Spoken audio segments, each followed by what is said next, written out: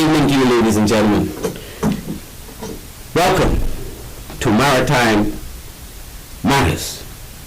I am your host, Captain Glenn Bain, and I can tell you, it's so good to be back in the chair. We're live, people.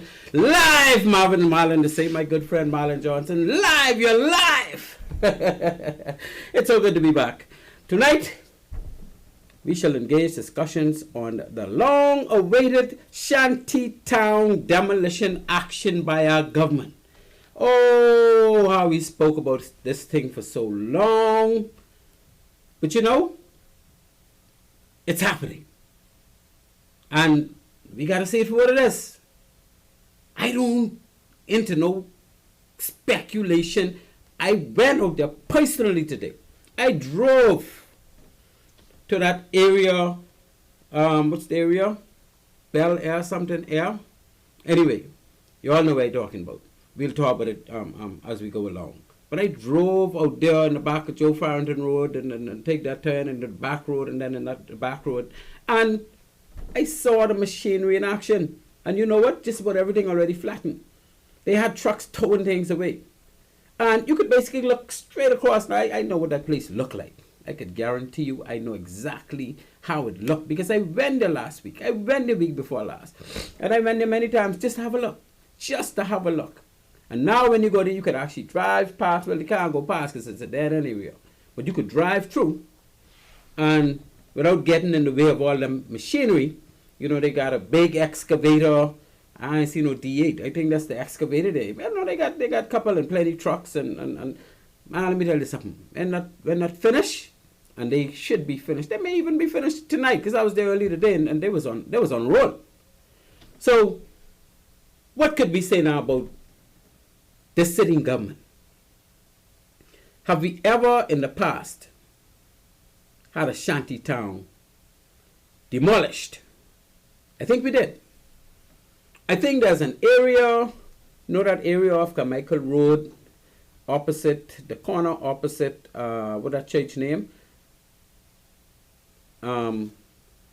Pastor Ross Davis Church. That church right there, the corner opposite that leads us in the back, I think by, is it Millennium Gardens or one of those new housing projects? And I think at the time, if my memory serves me correctly, I think it was the Honorable Shane Gibson, D. Shane Gibson, who shattered or demolished the very large shanty town in that area and replaced it with those low-cost homes or government homes or whatever kind of homes they are. So this is not the first time, but this is the first time, as I recall it, that it was so publicized that the government said, we're going to do it, we're going to move it.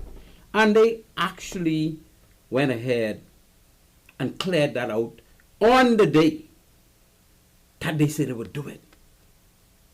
And if you've been around, like I have been around, you will know that this is what we call a paradigm shift. Now, whether the government is going to follow through on all the other shanty towns in Nassau, and the shanty towns in Nabucco, and the shanty towns in is it Exuma and Eleuthera and all the rest of that, we have yet to see. But you know what? Let's celebrate this one. Let's celebrate this one. I always shabby the government because I think government, they fall down on a lot of things. But this time, when they do things like this, we got to man up and we got to tell them, kudos, job well done. Because this time, it wasn't just fluff. As my sister Catherine would say, oh, they full of fluff. No, it wasn't just fluff, Catherine. This one is for real. And the evidence is there. You go in Cool Acres, that's the area, Cool Acres. You go in Cool Acres and look around now and go where the shanty town was located, and you will see that this was not fluff. This is reality. So tonight, people, we're going to discuss how these people get here to build shanty towns or to disseminate into shanty towns. Yeah? That dreaded 600 plus miles ocean crossing voyage on unseaworthy craft. The many lives lost based on these daredevil trips. The cannibalistic behavior when things become desperate.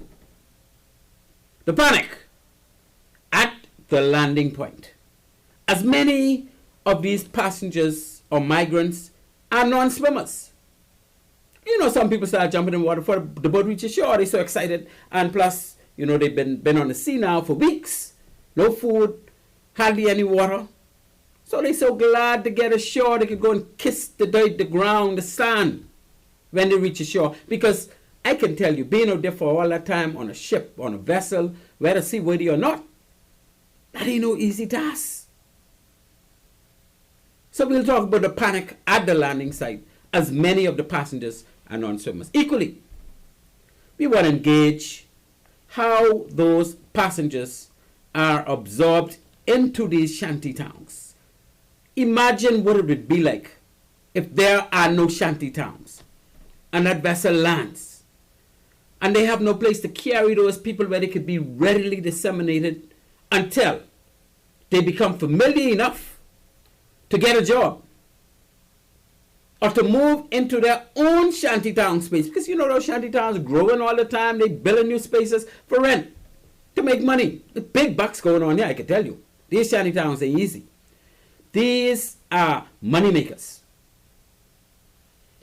And eventually they move into surrounding areas or areas even away from that. Once they're working long enough, they can get their own apartment, whatnot. Some of them are more than happy to just stay in. Why are they more than happy to stay in the shanty town? Because if you could pay $50 a week and have your own little space, you could compare that with paying $700-800 a month for a 1 or 2 bedroom unit where, of course, you will have your own space with your couple of children or whatever the case may be, but you're paying that 3 or 4 times as much. So there's a desire to save that money. There are people that don't want shanty towns to end.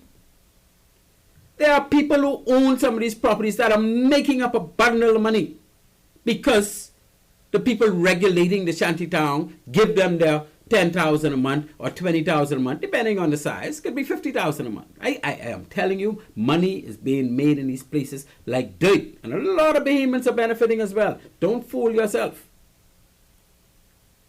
So what strategies have been engaged to stave off this threat? And what is the current status? That is what we're going to cover tonight, people. Our sponsors for tonight's show are, of course, One-on-One Pharmacy and also Island Care Pharmacy for all your medication needs. Check out my little cousin Shantia McBride and her lovely team at One-on-One Pharmacy in Nassau and Island Care Pharmacy in Freeport. Fill your prescription at the store or send your refills via the online site, oneononepharmacy.com. The 3 locations are East Street South, Charles Sanders Highway, and of course, Explorers Way in downtown Freeport. We are also sponsored by Bahamas Maritime Connection Limited. Yes, we do a full slate of ISPS maritime security services. And if you don't know what that means, then you don't need us. But if you know what that means, you know we're here for you. And you will know us. Because we are at least one of the 3 leading major ISPS service companies, professionals in this country. And the latest entrant to our sponsorship, we have a 3rd entrant. And if you want to be a 4th entrant, we welcome you, please. We could use the sponsors because, you know, after a while, the money started running low. Some people say we got deep pockets, but guess what? We ain't going to do this forever unless we get some sponsors. So if you know anybody who you think would wish to sponsor Maritime Show, or you yourself want to assist, you ain't going to do a full sponsor. Group together with 1 or 2 people. You know, we deal with small people in low places. And we don't need the big bucks. We just need to keep going. So we are proud to announce the joint sponsorship of the Grand Bahama Pilots, or Grand Bahama International Pilots, GBI Pilots. Let me stick to GBI, right? Now I want to get around. And Bimini Pilots. These are a contingent of independent marine pilots that are making themselves available to provide maritime or marine pilotage service to any and all ships outside of Nassau Port area. That means any family island and or private island in the Bahamas. So please feel free to call on GBI pilots or Bimini pilots for all your marine pilot needs. So before I delve any further into this, I need to say good night to my Auntie May. And I say that because Auntie May is over 90. And as she move along in age, because you know she getting over 100, I just wanted to know she's appreciated by Maritime Matters, by Captain Glenn Bain, and of course, all the Royal Avenue clan, eh? To all our listening audience out there, it is my pleasure to introduce you to the man behind the controls. Our wonderful producer, ladies and gentlemen, I present to you tonight the insatiable, the man of the hour, the man with all the power. He's fully able, he's quite capable, the one and only Mr. Craig Gibson, people. Craig, yay! Oh yeah, he gave that man sign. He ain't no salute tonight, but that's all right. We know how Craig go. He feel like saluting sometimes. Sometimes he just give you that power sign. So we got the power sign tonight, people. You're listening to Maritime Matters. On this show, we talk maritime. Maritime Matters airs weekly at 19:30 every Tuesday here on Love 97 FM. Halfway through our show, and we'll make that real quick. We open this phone line early tonight, but let's say halfway through the show, what we got? 10 minutes in. The phone lines will be open, and the number that you can get us at is 326-8255. That's 326-8255. We are discussing the present situation with the Shanty Towns coming down. We got a lot of questions, eh? Got a lot of questions, and we're going to talk about how these people make their voyage, how they disseminate, and people may ask, well, why you have Shanty Towns and your show is a maritime show? Well, let me tell you something, people. Shanty Towns are directly linked to migrant passage between Haiti and the Bahamas. Directly linked. So there are some things that we need to pay attention to in-house that will extremely impact and stave off even the thought of coming on a vessel undocumented from Haiti into the Bahamas. Because if we rid this country of the Shanty Towns, that will make it so much more difficult for those landing to disseminate or assemble into our communities. Because when they reach, and I'll let you know, this is organized, you know. I don't want you to think for a second that those vessels, when they about to land, you don't have a grouping of people on land with transportation, with water, with assistance, stretches, because they know these people are making landfall after a long and tough journey. They know that some people probably didn't even make it. They know that some people are going to end up being sick and need help. Some are very weak. Most of them are very weak because they don't have no space on the boat to carry food. They don't have no space on the boat to carry water.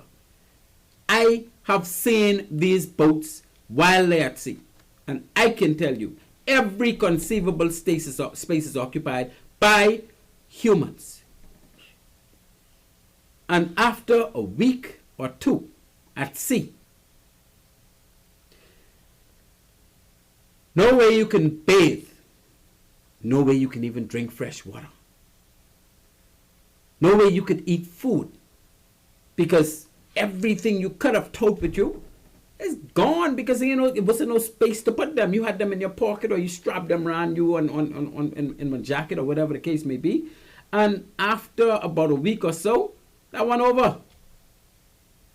So you are out there just braving it out, hoping to hurry up reach land so you could survive.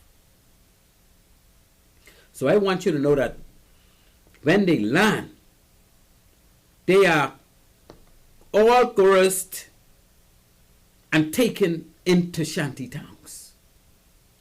And if there are no shanty towns to take them, it will be very difficult for them to go anywhere and people around not knowing that they're there.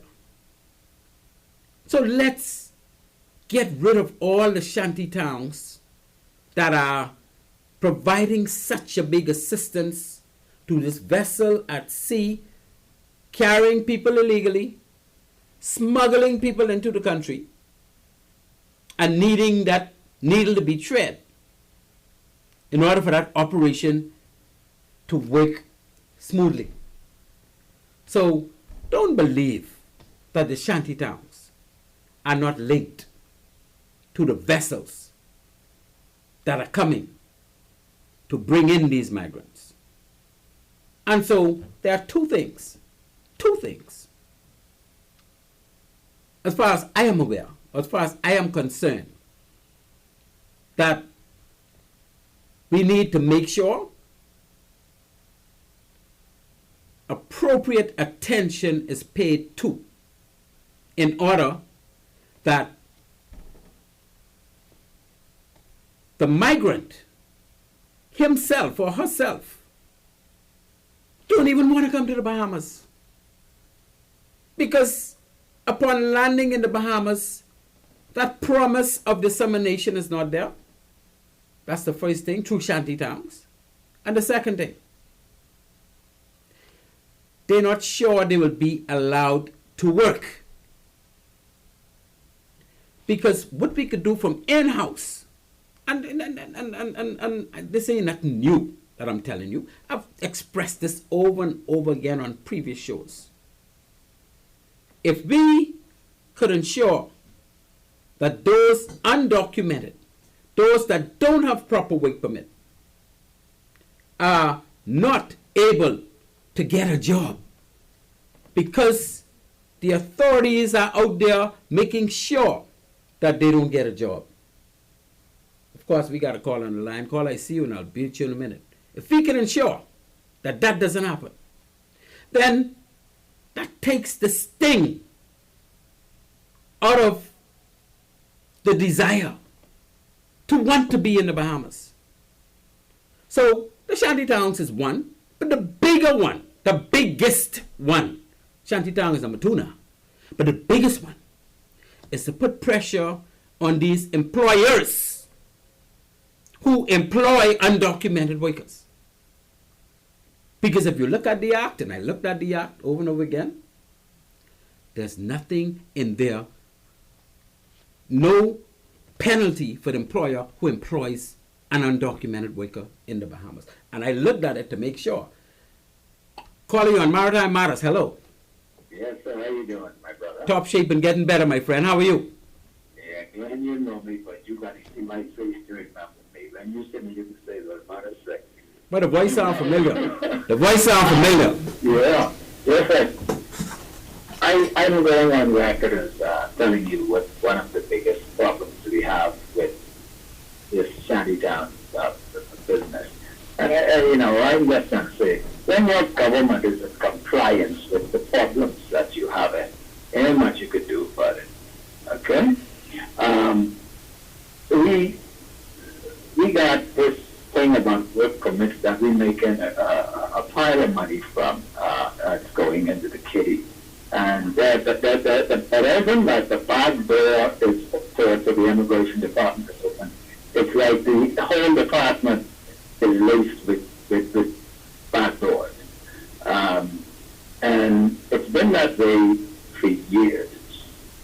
The government is in compliance. And the proof of that is anytime you dress up something, it's from illegal migrant to irregular migrants. I mean, come on. What is the difference? I mean, the government is moving towards, in a little while, they ain't going to need no papers, you know. We're moving in a direction where you can't hardly touch people, whether they're legal or not. But when Lincoln Bain the other day was saying, you know, you ask some fellas if you got papers, the government say, hey, listen, leave them be alone. They ain't got to tell you nothing. You know, you can't let anybody ask you to show you those papers. See, it's a quagmire. On one hand, you're breaking down the Shanty Town. On the other hand, you're protecting them. You know, it's a revolving door. It isn't like it's going to go away if you break down the Shanty. And you know one Shanty Town. Hey, Abaco Shanty Town headquarters, man. I know, and I agree with you. I understand it's a political move as far as I'm concerned, because we say we can break one down, we break it down, and X, Y, Z. Yeah, so we can take that one off as something we did in our mandate. But we got something to take off, eh? See, my thing is, I am so impressed that we now have something tangible that we can take off. Yeah, but we took them off before. No, man, we never take that off. We didn't even know. We didn't even know when the first one was going to happen. This isn't the first time we break them things down. And I can tell you, some of them that was broken down, people start to move back into it. I had the opportunity to go to look at a job for a young lady yesterday off of Kaufman Road. And but she said, park the other vehicle because you can't get to my house if you go in your car. Right. That was a red flag. And I mean, she drove so deep off of Kaufman Road in the bush in that area, I thought I was in Cambodia. And the police don't go back there. If you get sick, the Bahamians ain't going back there. Immigration. We have some stuff in this town that, you know, of course I applaud the government for breaking that one down, but that's not even scratching the surface. Well, that scratched the surface. That scratched the surface deep as far as I'm concerned. Because the only other shanty town that I am aware of that the government break down, and I can tell you this one happened almost overnight. We didn't have, like how they were advertising the government is going to do it on Monday, and they give us a little week or 2 weeks warning. This never happened before, and the government followed through on it. Yeah, you know, I feel as if it was, and you know what I feel like? I think it was one that was something that they could have achieved easily. Yeah, the low-hanging fruit is the one they wanted. No pushback from with the guy named Fred Smith or whoever. He seemed to like maybe agree with that, or because, you know, he's always pushing back. But they had pushback from Louis Georges. Yeah, nobody. I mean, okay, you need a legal mind to push back. When Fred was there, they got a problem. But you remember there was a pushback. Memorial. Yeah, but he had a pushback initially when they had to stay on breaking down homes because they took the wrong approach, I think, and he had a pushback, caused them to have a stay. They couldn't do nothing for a couple of years, and eventually they realized now that the ruling came that you can get rid of those shanty towns if you deal with it from a legal perspective, dealing with your law pertaining to Ministry of Works. Yes. Right? So now they realize they got the green light from the Building Control Act, and that's the route they're now taking. So my thing was, yes, you tried, you got spanked, now you're coming back because it takes trial and error sometime to be able to move forward, eh? I applaud them, yeah. I applaud so them. I have to. I am not impressed prior to now. I was really, I wouldn't use that term on the air, right? But I was really frustrated in thinking that the government is doing why are these buildings going up? And you know, I went there today, and while I was there, I just park and watch a little while, and those structures, I mean, they're like you go break down the dollhouse in the back of your yard. Because straw houses. These straw houses, and my thing is, but for how long they were doing this? And if all of them are like that, and I assume all of them will, maybe not them set in Abaco, but I see they build a stone house and stuff. But the reality is, none of them meet the building code requirements. None of them went through the proper procedures to get stages passed and certificates and all the occupancy certificates. So let's take them down. Good job, and I think it's a good job they did this one, but I think so. Let's watch and see how. Oh, you know, I can be watching with close eyes. I am so happy. I will be watching, my brother. Yeah, but thank you so much for calling, man, and continue to I want to see all the welcome to the Taboo Show. yeah, but continue. Let me know you understand. Yeah, I appreciate your call, man, and take care of yourself. Yeah, man. Okay, thank you. Calling on Maritime Matters. Hello. Yes, good evening, Captain Bain. Good evening, my friend. How are you, sir? And I'm in top shape. I am so impressed. I am so impressed to know that you well enough now, because I know you've not been doing very well lately, but you well enough, and you sound like you're up and going again. So good to hear your voice, man. How what's up? Let's talk. I spoke to my doctor, and he cleared me to call into the show tonight. He told me previously don't talk too much. You can talk now. I can talk now. So happy to hear that, my friend. Yeah, very interesting topic you have going on here, and very timely. And I believe that I too, like you, I'm impressed that we are finally addressing one of the issues associated with this illegal immigration. But I think that the government of the Bahamas and the whole country need a real multifaceted approach where we address everything at the same time, inclusive of the work permit issues, and we know we have major corruption associated with that. There's no reason why, in my opinion, so many work permits have to be issued every year when we have so much unemployment in the country. And when I speak about work permit, I'm not only speaking about work permit issues with respect to Haitians, I'm talking across the board, right? And we also know that this whole boat migration problem is part and parcel of our bigger and wider issue of crime, because of the fact that everybody knows most of the drugs and guns pass through Haiti and end up on these same boats. And so there is a great zeal for these boats to be successful in coming to the Bahamas, and there's big money behind that. And then we also have an issue of the employers who employ these people. We need to crack down on them at the same time. I have not heard about anything in recent time. I don't know if it has happened before. I know they did some stop and search and take folks, illegals, off construction sites and the like, but we need to have a big push to make sure that when we start to close the net on this problem, that we close it in its totality. We have another issue. I don't know if you have noticed, the whole of Awaki, the vast majority of persons working at Awaki, making you come solid and so they are of Haitian descent. We now have them owning Bahamians, leasing out stores at Awaki, and now we have them at Podiski as well. And so things like ensuring that only Bahamians can own businesses and operate businesses at Awaki and Podiski are allowed to do so. So this whole approach to this it's got to be a big dragnet where we close all the loopholes, and we don't allow no stone left unturned as we fix this problem and by extension fix our country. Well, you are absolutely right, General Brain. You are right. You're right in everything you said.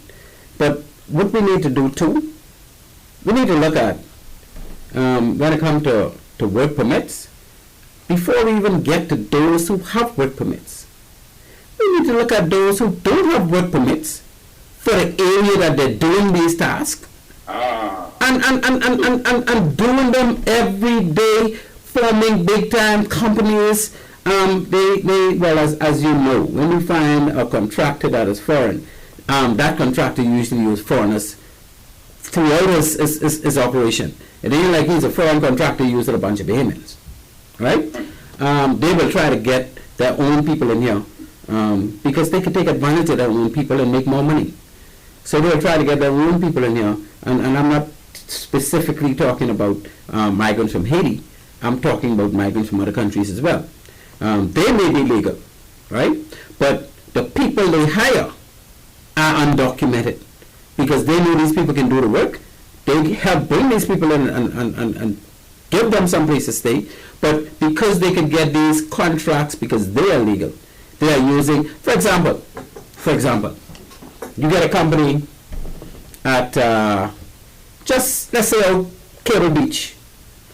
A company just to do the landscaping along the roadway, because you know the conglomerate of hotels in Cable Beach got together and they would take care of all the shrubberies and the medium and all those pretty, because you know they're pretty. That whoever has that contract, most of the times, I mean, you go running like me or walking or whatever the case may be, and you can see these people, and if you say morning, they know what to say because some of them can't even speak English, right? They should not be on these jobs. You can see them going over the bridge early in the morning with their little lunch and their little tool and they're working for the company that got the contract, but they are not documented to be able to do that type of work. Right. So this is where we make a start. And authorities are aware. I'm sure I'm not one of the authorities that is responsible for enforcing and making sure this thing. The authorities are fully aware. But my thing is, let's get the person who hired them. You see, if you read the Immigration Act, it states that person shouldn't hire them, but there's nowhere in there where they say this will be the penalty if you hire them. That will be the penalty if you hire them. So we need to put some teeth in there so that me, who want to hire one of them, will think twice. Indeed. And you know, that is a very salient point that you would have made, particularly as relates to the employers, right? And every year work permits have to be renewed. And I for the likes of me, I don't understand most of the illegal immigration in this country. I would suggest that, although I don't have the actual proof, but I would suggest that it says either farm laborer or handyman of sort, right? And if you look every year, these work permits have to be renewed. Well, where are the farms of these people working on? Right? The people who actually stamping, who putting their signature on the dotted line and stamp says approve. They have to do their due diligence.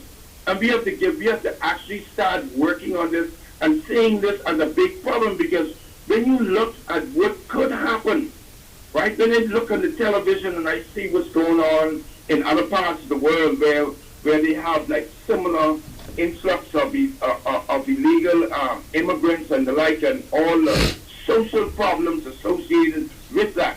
I'll give you an example. I had calls in the last couple of days to go to National Insurance. And when I went in there, the vast majority of persons who were seeking claims and whatnot were Haitians. Yeah, because they use the National Insurance card as their ID. All the clinics, they take full utilization of the social services in this country and pay very, very little towards the same. Well, I don't know if I could blame them for that, because if the country offering that to them and they could send their money home and let's piggyback off what me and you and everybody else paying for, well, why should I blame them? I got to blame the hospital authorities. I got to blame who should be working in conjunction with the immigration authorities. Who should be? See, let me tell you something. They got some areas reserved for Bahamians, just to get back to where we was with these jobs, right? They got a list, and this is government policy now. The following business areas, sectors, have been reserved for Bahamian nationals only. Bahamian nationals, not Bahamian residents. National. You got to be a passport holder saying you're a Bahamian, right? The first thing is say wholesale and retail operations. Second thing, commission agencies engaged in the import-export trade. Thirdly, real estate and domestic property management agencies. Fourth, domestic newspapers and magazine publications. The next one, domestic advertising and public relation firms.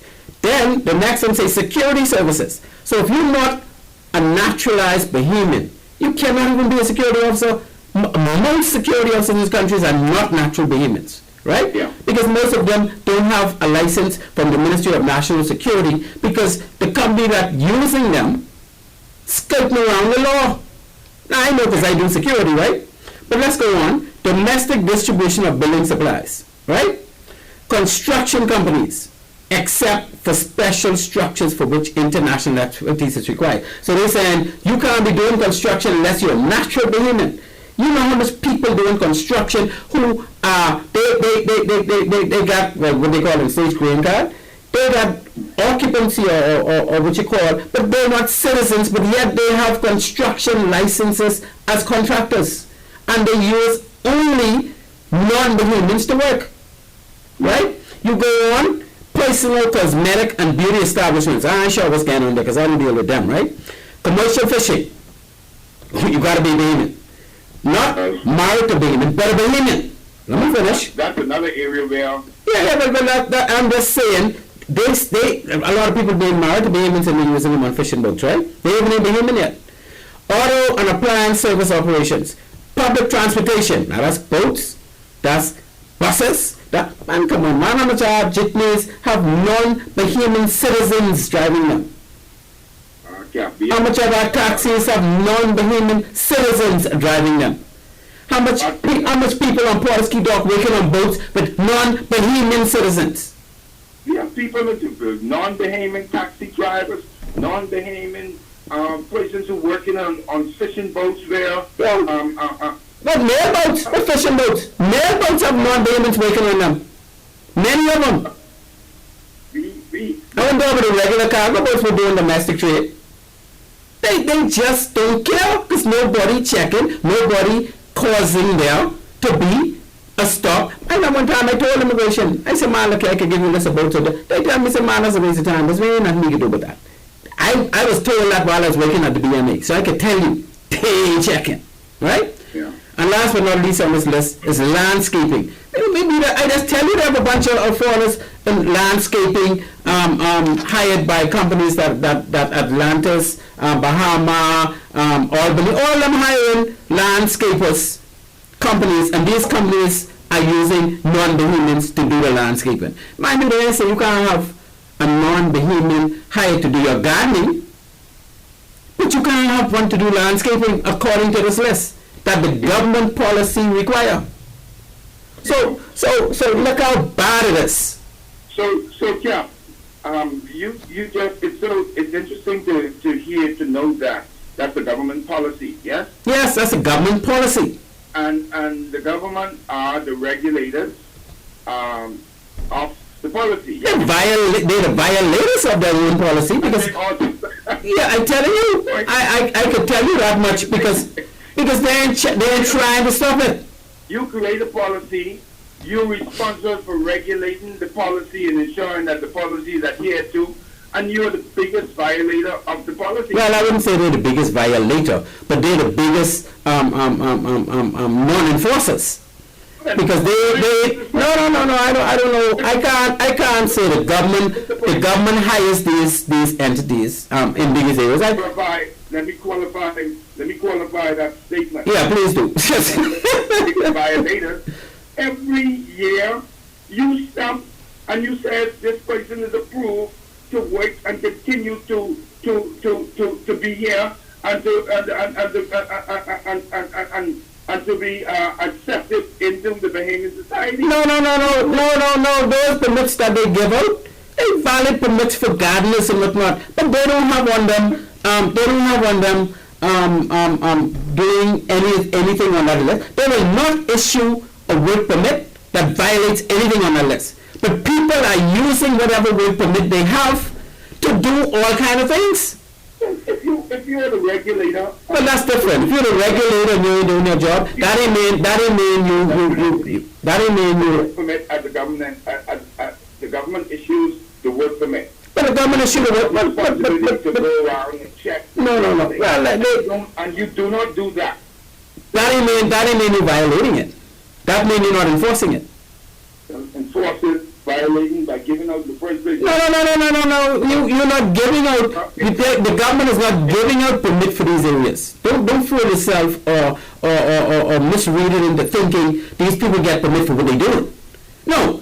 Once they get a permit for gardening, they end up doing all kind of things. That I mentioned earlier that you issuing a work permit for a farm laborer, and there's no farm to go and labor on. Yeah, but that don't mean they're violating anything. That means that they need to pay more attention to what they're doing and enforce what they're supposed to enforce and not issue those things. But the people who are violating them is the people who are hiring these people. Yeah, we have a lot of work to do, man.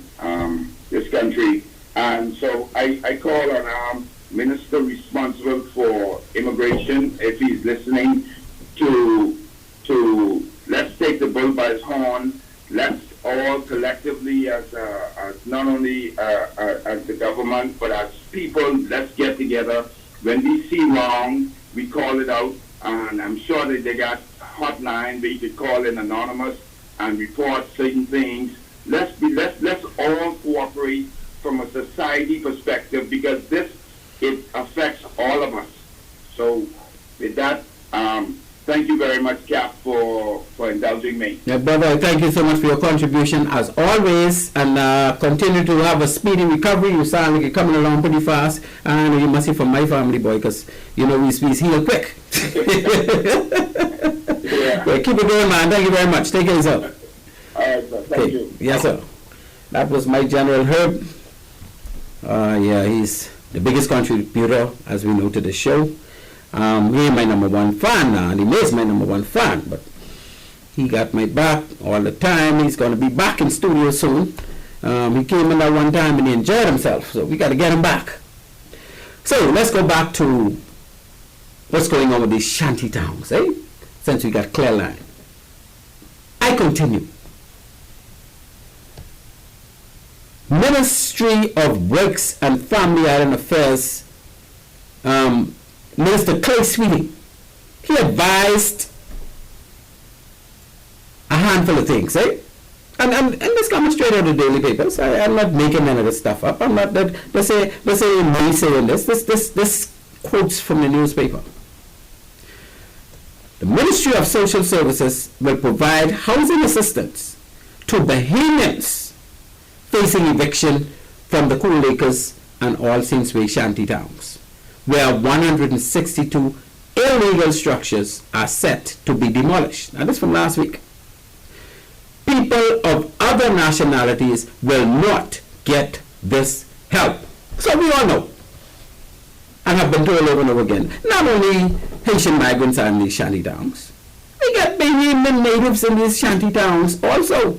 Because like I said earlier, if I could pay $50 a week, and I can't afford to pay $100 or $150 a week for an apartment, why wouldn't I go and get a little room or space in a shanty town and live? Although I'm a Bahamian, I have the option to bypass the properly built structures that's going to charge me what they should be charging me, and go to the little rinky-dinky structures and pay less.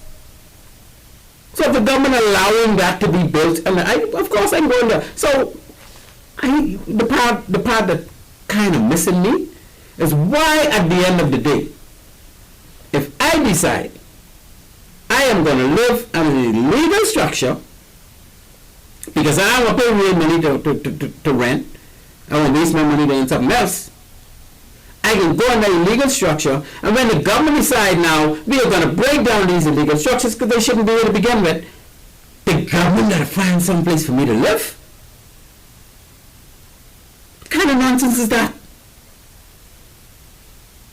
Why should the government have to find some place for me to live when I decided I am going an illegal building to rent space, and the government now come back and say, this is illegal, we're breaking it down, you need to move out. And I can tell the government, I ain't getting nowhere to go, you gotta find some solution. What kind of nonsenseness is that? What are we encouraging? No man, you find some place to go on your own, you shouldn't come in the first place. As a matter of fact, they should be locking you up for living in this illegal structure. Well, I don't know if we can lock them up, but I'm quick to lock up. Okay, that is what Minister Sweeting had. And I like Minister Sweeting, I don't know him, but I know he was recently transferred to Ministry of Works as the minister in charge. And I don't know if this thing was already in the making before he got there, or he came there and pushed it forward. But I know one thing, it's being done. And I love it. And I love him for it. So let's keep this thing rolling, eh? He also said, the impending demolition activities show the government's zero tolerance approach to illegal and unregulated structures that compromises the safety and orderly development of our nation. Listen to that. Listen how good that sounds. The impending demolition activities show the government zero. You remember when zero tolerance? Who was the commissioner of police when they came up with this thing? Say zero tolerance on crime. Was that Commissioner B.K. Barnaby? I think that was him. We'll have zero tolerance on crime. Boy, that sounds so good. And things start to shake up. So now we're hearing again from Minister Clay Sweeting that the government's zero tolerance approach to illegal and unregulated structures that compromises safety and orderly development of our nation is what is now being done based on that impending demolition. I love it. Mr. Sweeten, you get 10 points in my book. 10 points, sir. He also acknowledged the hardships many face and efforts are underway to facilitate as smooth a transition as possible for affected residents. Well, again, I don't know why the government looking into trying to assist anybody who is already doing illegal stuff by renting an illegal space, knowing that that space is illegal. They notice. Okay, so he also urged, let there be no misunderstanding. Safety, order, and the rule of law will be upheld without compromise. Listen to those words. I believe Mr. Clay Sweeten is a military man, He have to have some military in his bones somewhere. I think granddaddy or great granddaddy, somebody was in the war. Somebody was military. Let there be no misunderstanding. In other words, make it clear. I want you all to don't get it wrong. Because safety, order, and the rule of law will be upheld, not just upheld, without compromise. We ain't compromising on this. These Shanty Towns coming down, and we ain't checking for compromise. And then it goes on to say Mr. Sweeten is the head of the task force responsible for taking down Shanty Towns. I think that's what Unregulated Communities Action Task Force. What I say? Unregulated Communities Shanty Towns Action Task Force. So I have no reason to believe that this stops here. Boy, I'd like to see the schedule now. Is there a schedule for which Shanty Town next month, which Shanty Town the month after that, until we get all on them? Because we need to get rid of these Shanty Towns.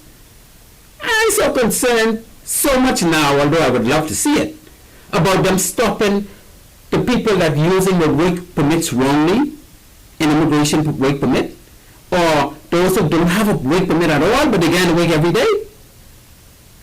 especially on the back of these construction trucks. We already know they shouldn't be in construction. And retail businesses they shouldn't be in. So I'm saying Awaki shouldn't be cooking. That's retail business. Anyway, it is what it is. But we the people, we are not letting it go.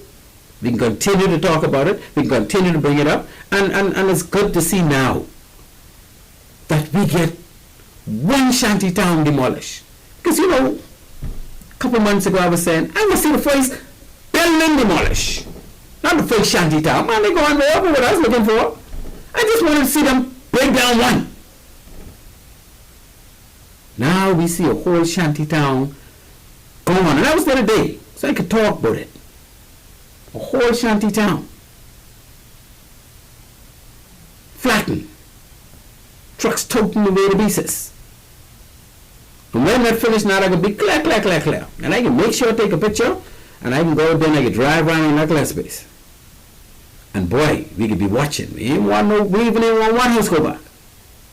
We care how it come. Right, boy, even if you get proper Ministry of Works Authority to put one house there, we can watch it close because we can make sure only one house. Anyway, people, you're listening to Maritime Matters. On this show, we talk maritime. Today, we are talking about shanty towns. We're also going to be talking about that deadly voyage that's connected to shanty towns. So, stay tuned as we move to our first break. And when we return, we're going to continue going. The numbers to call again, 328, is that it? I think it's 326, sorry. 326-8255. So if you want in on this conversation, please, when we get back from the break, feel free to call 326-8255. I'll be more than happy to field your calls. Thank you very much. At Bahamas Maritime Connection Limited, we offer first-class maritime security services throughout the Bahamas and the wider Caribbean. As experts in maritime security, we specialize in production of ISPS assessments and plans, verification audits, certified familiarization training, and port security consultancy, just to name a few. Our services also include provision of a security force to maintain all required ISPS facility security compliance. For all your maritime security needs, visit us today in Nassau at our East Street South location or in Freeport in the Kipling Building. Call us at 392-3515 or follow us on all social media platforms. Bahamas Maritime Connection, your leader in maritime security. Let's help you make the connection. At One-on-One Pharmacy, our friendly staff is ready to serve you. Visit us today for all your prescription and over-the-counter needs at our East Street South or Charles Saunders Highway locations. We're open Monday through Saturday from 8 a.m. to 8 p.m. and from 9 to 4 on Sundays. In a rush? Send your refill scripts online at oneononepharmacy.com or ask about our convenient pickup service. One-on-One Pharmacy, providing personal health care with people at heart.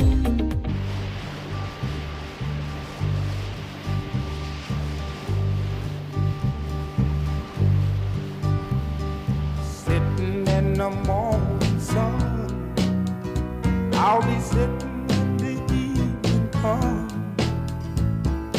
watching the ships roll in, then I'll watch them roll away. Ladies and gentlemen, welcome you back to Maritime Matters. Thank you for listening to our show. Again, the numbers to call if you want in on this discussion, we're talking about shanty towns, is 326-8255. 326-8255. So, we know that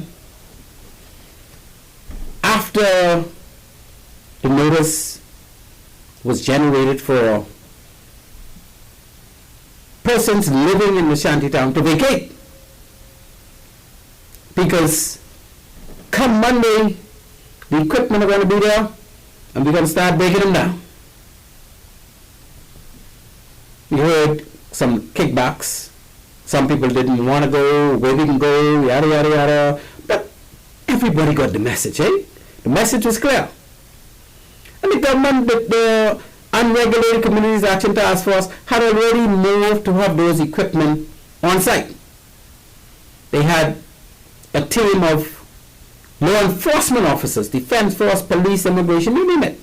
They had dogs to go around sniffing for drugs, sniffing for people, to make sure, we ain't trampling over nobody. They had all kinds of things out there, just in case. But over the weekend, I think it was Saturday night, Saturday sometime, the Shanty Town became ablaze. I'm not even speculating how it happened and why it happened and if it, we know it happened, right? Unless you get some facts, don't call in and say this is what you think happened, because I don't want to, this Maritime Matters, man, we ain't no speculation, right? Demolition of Cool Acres community still proceeded despite the blaze that tore through the Shanty Town on Saturday, engulfing more than 70 homes and destroying numerous belongings and personal items. So there was a blaze, but guess what? One of the things that we know from that blaze is nobody got injured. So you have a space with almost 100, over 70 homes, tight together. Each one of them get their own lot. They're joining almost. In many cases, they're joining. You could only walk between some of them. And I've been walking through them, so I can tell you. Sometimes it's like a maze, you get lost if you're not sure where you is. That's how they roll. They had a fire. Not one person got injured.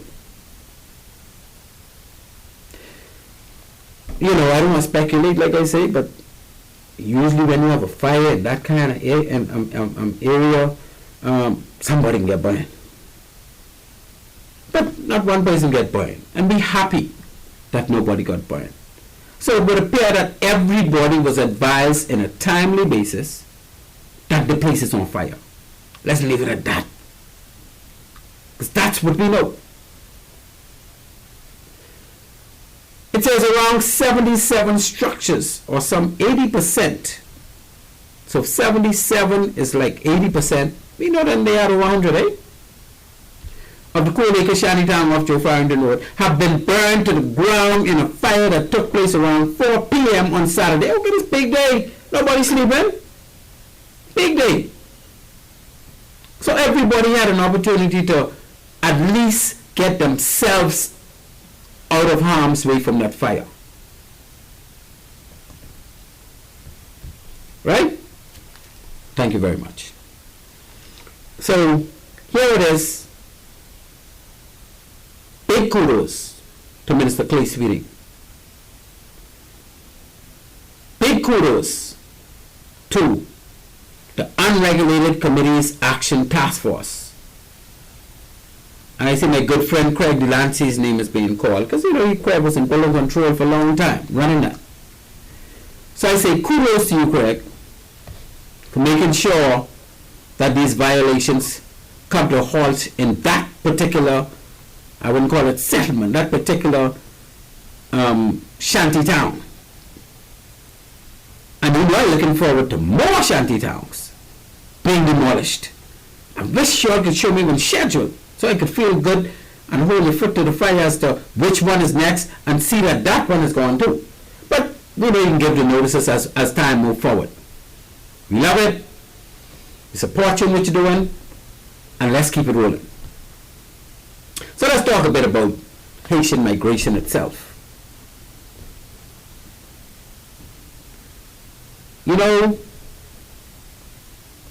Haitians, like every other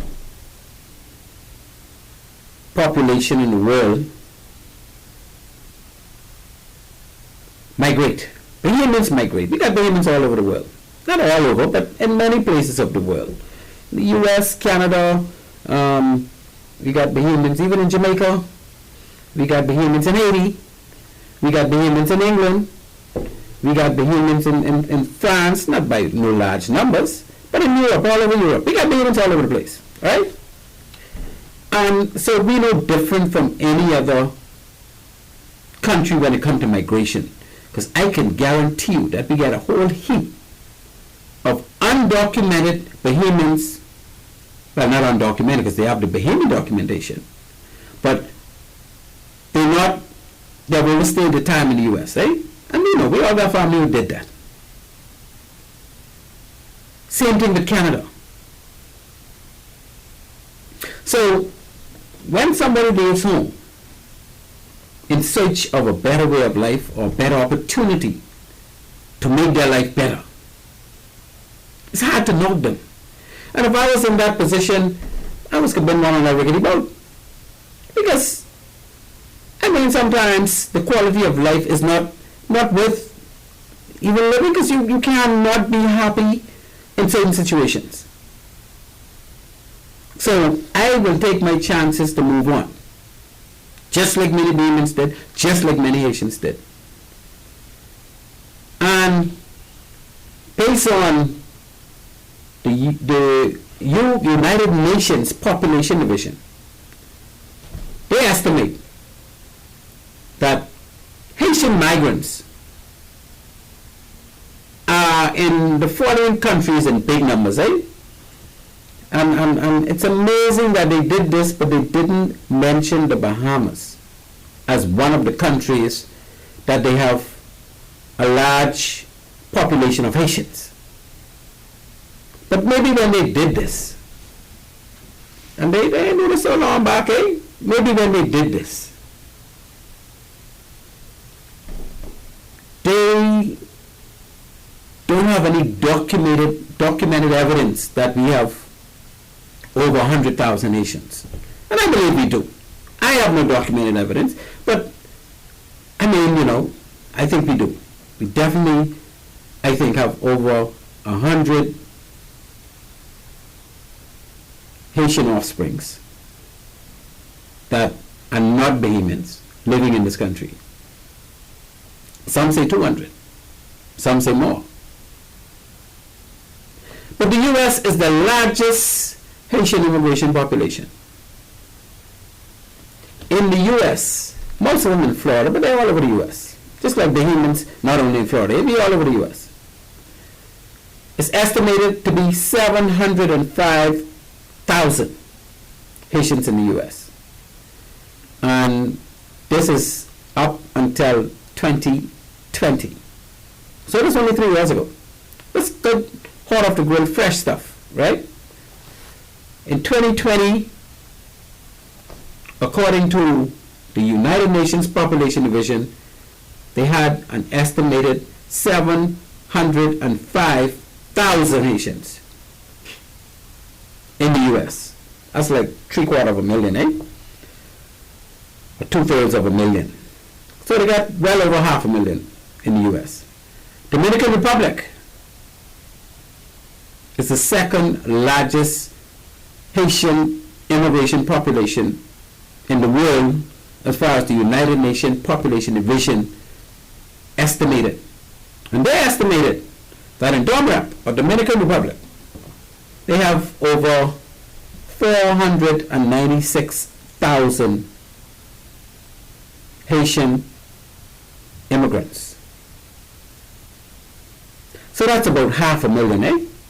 And that's more than our population of the Bahamas. But you remember, the Dominican Republic is just next door. They don't even have a border between those two countries that run from north to south all the way down. Right? They have borders in some places, but it's easy to get into Dominican Republic from Haiti. There are many places you can enter Dominican Republic, and vice versa. So, Domrep is recorded by the United Nations Population Division to have about 500,000 Haitians living in Domrep that are not Dominican Republic citizens. And guess what the third country is? You wouldn't believe it. Well, you might believe it. Chile, all the way down in South America, way, way down. And Chile has an estimated 237,000, so that's about quarter million, 237,000 Haitian migrants. I don't know how to get to Chile, because you're not going to take a rickety boat and go to Chile. As a matter of fact, you don't go to Chile, you go on boat, you got to cross the Panama Canal. You can't just go to Chile from the east coast of South America. You got to get to the west coast, because Chile is not on the east coast. So you got to fly, in my opinion, by plane to get to Chile from Haiti. So maybe they are the more upscale Haitians who could afford to hop on a plane with a passport, and they went to Chile and didn't come back. Like how, like I said, a lot of Bahamians would have gone into the U.S. with a passport and didn't come back. That's my assumption. That ain't what the United Nations Population Division said. So Chile would have the third largest population of Haitian migrants, and that's about 250,000, U.S. have like 750,000, well, 2/3 of a million, which is 705,000. Dominican Republic, they have over 496,000, so that's like 500,000. And then Chile has about 250,000 with 237,000, just over 250,000, And then it dwindles down to Canada, who has 101,000, and this back in 2020. And then they mentioned France, which is the motherland to Haiti for all those years, until Haiti decided to take matters in their own hands and cut France off. But France actually clocking in with 85,000 Haitian migrants living in France. Big number, 85,000 to be all the way in France, eh? But again, in most cases, those set would have gone by passport and overstayed and didn't come back. Because they're not going to take a rickety boat from Haiti to France with big numbers of migrants. So the UN Population Division failed to include the Bahamas in the higher numbers. Because I would think that we have more than what France have, and likely more than what Canada has. But again, we have to establish that in order for that to be documented, in order for the UN Population Division to enter that. Eh? I think it's us who got to do that. So that's how we roll. Let's talk about that dreaded. Again, the numbers to call people if you want in on this conversation. 326-8255, 326-8255. That dreaded 600 miles ocean crossing voyage on unseaworthy craft. Well, maybe they now do it on some more seaworthy craft. But guess what? Those craft may be unseaworthy. I don't want you to think they're so rickety, eh? In the past, they were non-powered. They only used sailing sloops with no motor in them. That's what they used, because they used to trade to and from Florida on a weekly basis. Well, take them like a couple of weeks into the next. So on a monthly basis, let's say. But they had, when they were doing it on a monthly basis, probably about 150 of those, what we call rickety boats, that traded. You will always see a bunch of them in the Miami River. You'd always see a bunch of them in Nassau Harbor. But you know what happened? Back in the late 90s, the U.S. Coast Guard was one of the leading forces to drive what you call the Caribbean Code. That's the safety code for cargo ships operating in the Caribbean. And you know, most of those cargo ships that they refer to wanted to apply that code to would be cargo ships that are coming into South Florida.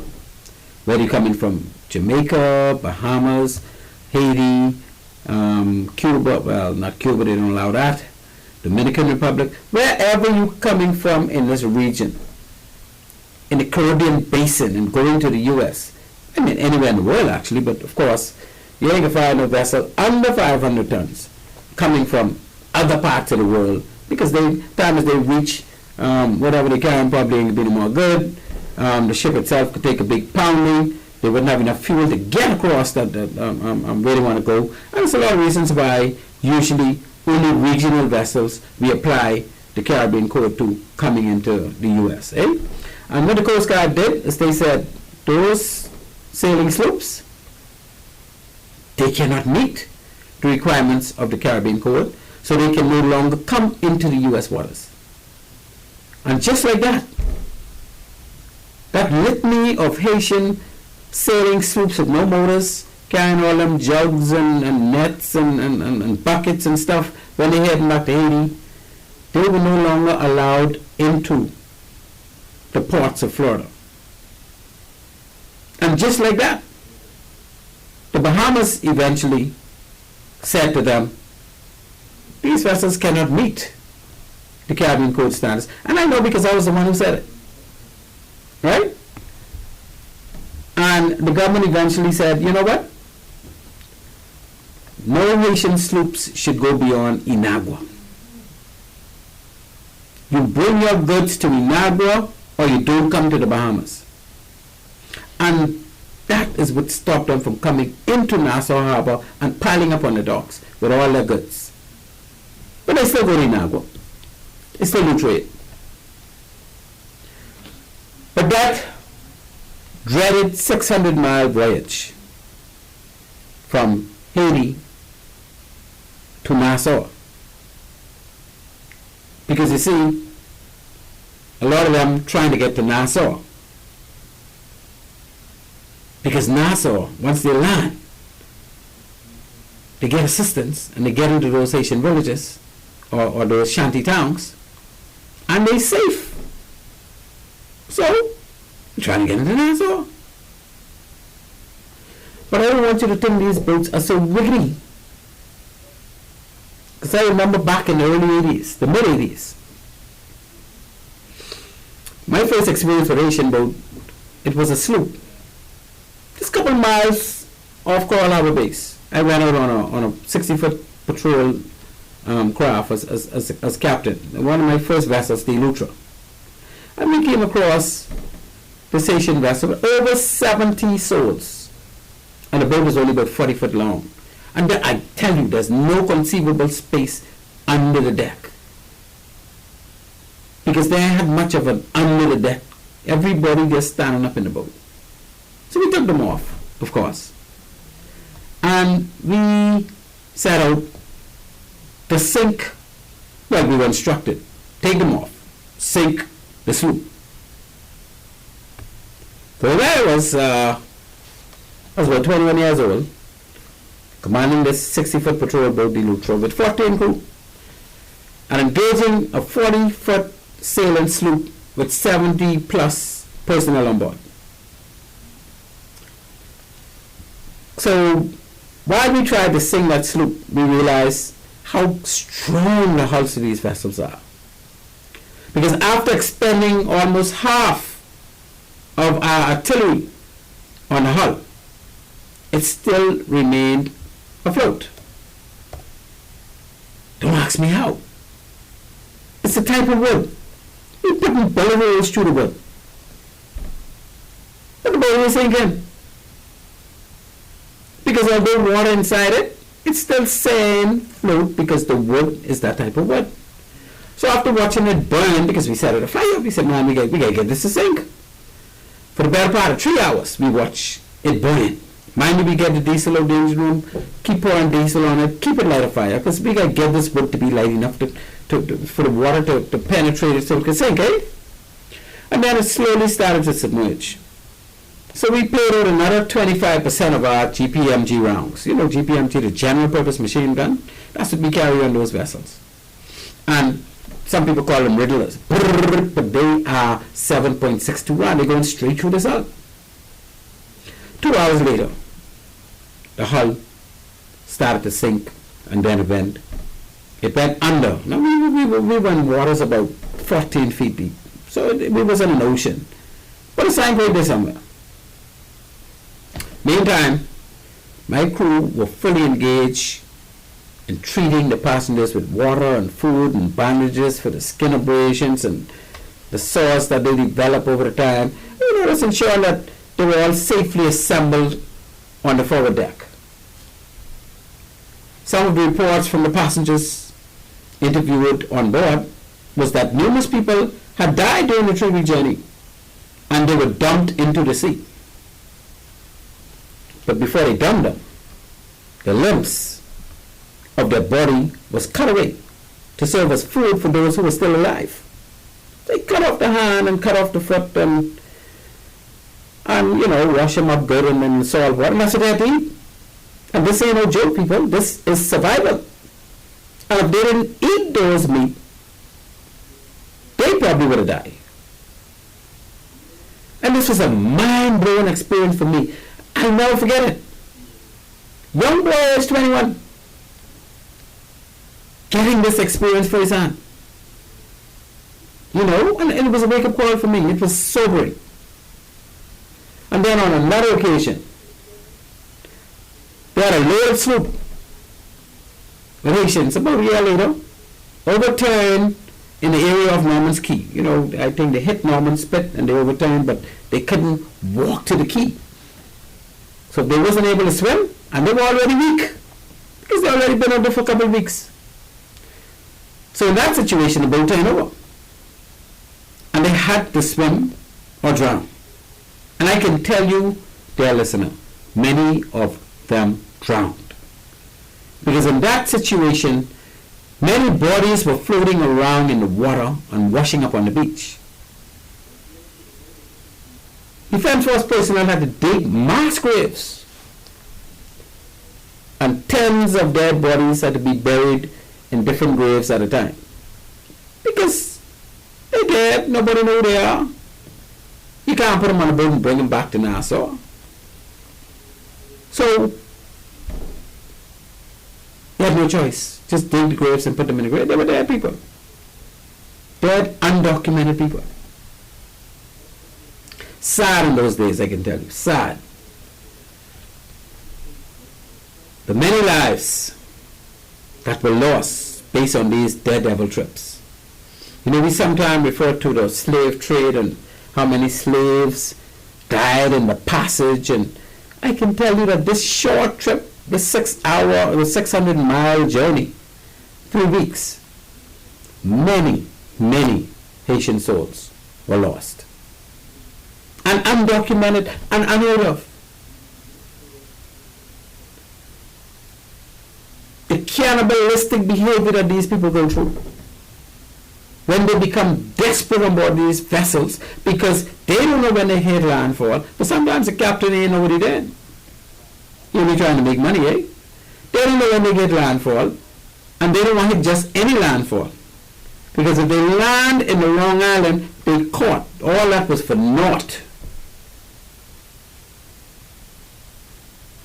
Then there's a lot of panic when these ships land, even if it is Nassau, because many times they hit the seabed before they could reach the shore. So they hit the seabed, sometimes they hit reefs, sometimes they hit shoals, heads, and tip over. Or even if they don't tip over, they can't get no closer in, and they can't stay there because people can hear them. So they got to run ashore and try to filter in. So a lot of them are non-swimmers, and they panic and drown. They panic because they don't want to stay in the boat, and they drown because someone realized they could stand up in most of the water, and whenever the water going over, it's a trampling situation too. So there's a lot of tragedy involved, people. And then you ask, how are those passengers coming ashore in those tragic situations, getting to Shanty Towns? They're getting to Shanty Towns because you can imagine if they don't have any assistance, they will all be, well, maybe not all, but most of them would be caught because they're weak, they can't run, they eat for 3 weeks, 4 weeks, they had no water for a long time, So they need somebody to help them to get from that landfall point to those shanty towns. Otherwise, the authorities will come up the next day and find almost all of them. They walk into the authorities on the next day because they hungry and tired and they close to death. So I want you to know that there's a large contingent who lives ashore already that is aiding and abetting these people as they land. They will be caught if they landed at Long Island or Exuma or San Salvador or Acklands or Inagua. They'll be caught because they don't have no communities, no shanty town to go hide in or be disseminated into those societies. But when they land safely at Nassau or Abaco or Eleuthera, they're safe because they have assistants ashore waiting to have them disseminated into shanty towns until they learn enough English to go out there and work, until they do it well enough to move out of the shanty town if they want, or rent their own space in the shanty town. And all of this is happening because we are allowing shanty towns. And the question would again be, why are we allowing shanty towns? What strategies have been administered to stave off this type of threat? What is the current status? We know. Demolition 1 is in the books, people. We now have Demolition 1. What is Demolition 1?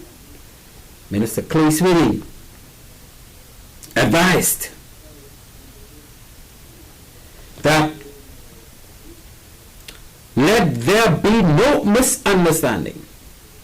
Safety, order, and the rule of law will be upheld without compromise.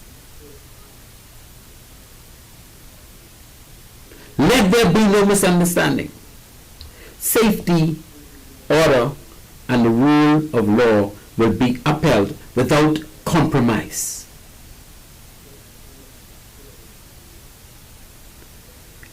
And another statement that was made by Minister Clay Sweeney, and I love this guy. You gotta love this minister.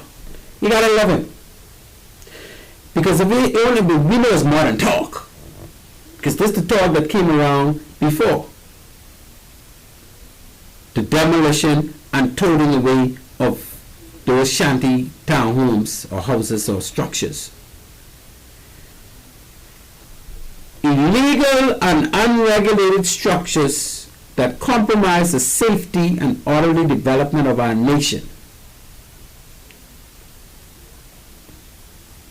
will have a zero tolerance approach. Listen to that. Zero tolerance approach for illegal and unregulated structures. And we got them all over the place. And guess what? Guess what, people? The government knows where each and every one of them are. I don't want you to kid yourself, you know. Our government knows where each and every shanty town is in this country. Not only on this island, in this country. And here it is now. We have one down. No need to go. And I will continue to give kudos to those involved, particularly Minister Clay Sweeney. Particularly Minister Clay Sweeney. And of course, my good friend, Brother Craig Delancey. Craig, good job, my brother. See, I know Craig. Craig is a no-nonsense man. So, gave him the green light, and he's getting the green light, and it's done. You're listening to Maritime Matters, people. The number to reach us is 326-8255. That's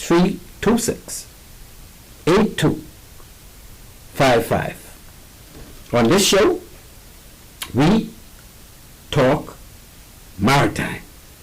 Now we tidying up in the last 5 minutes on our hot topic tonight, which is Shanty Towns.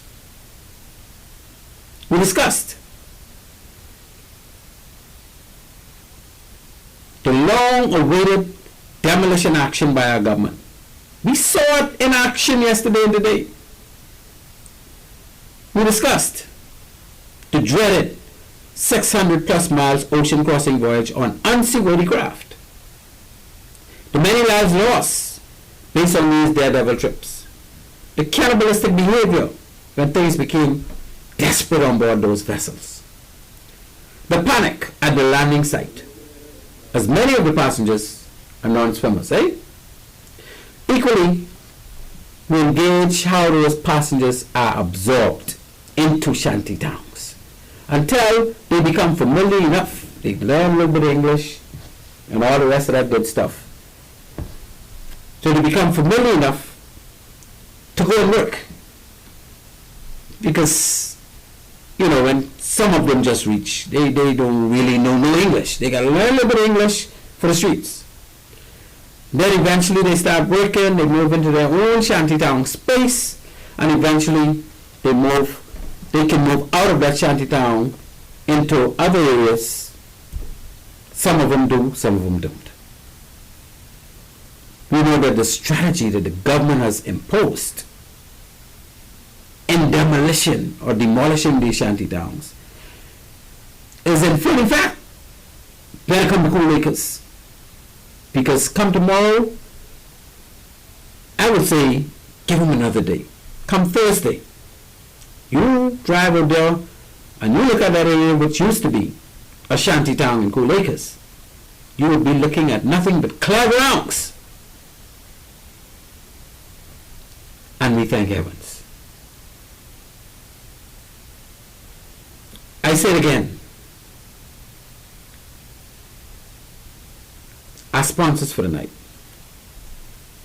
We got 101 Pharmacy, people. For all your medication needs, check out my little cousin Shantia McBride and her lovely team at 101 Pharmacy in Nassau, and of course Island Care Pharmacy in Freeport. Fill your prescription at the store or send your refills via the online site 101pharmacy.com.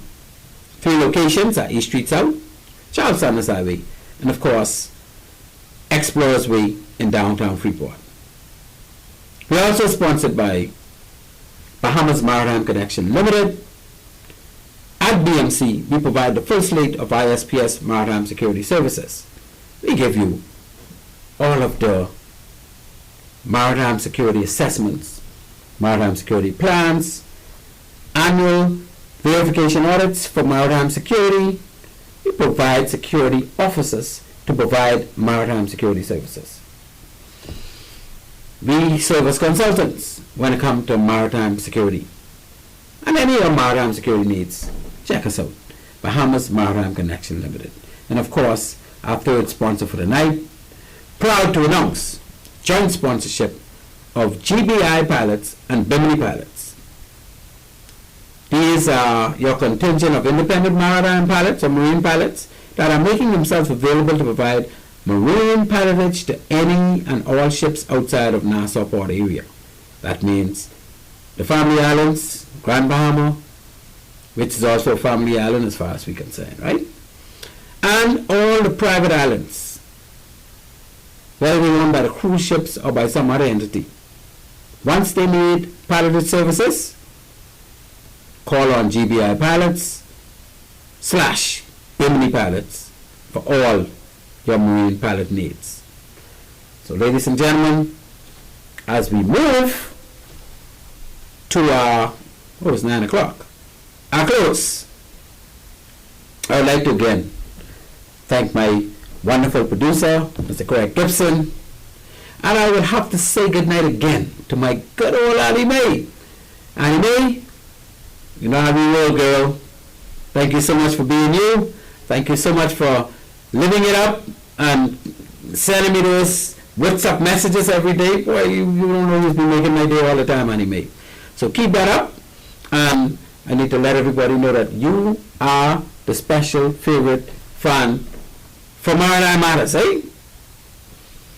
Ladies and gentlemen, I don't see any other call on the line. So as we move to close out on our show, just like to say that I appreciate each and every one of you, our listening audience, for continuing to listen and support our show. I'd like to say to my callers, and we had 2 very good calls tonight. 2 very good calls. Thank you so much for keeping things ticking, for showing your interest in our show, and for making such heavy contribution when it came to our Shanty Town issues, eh?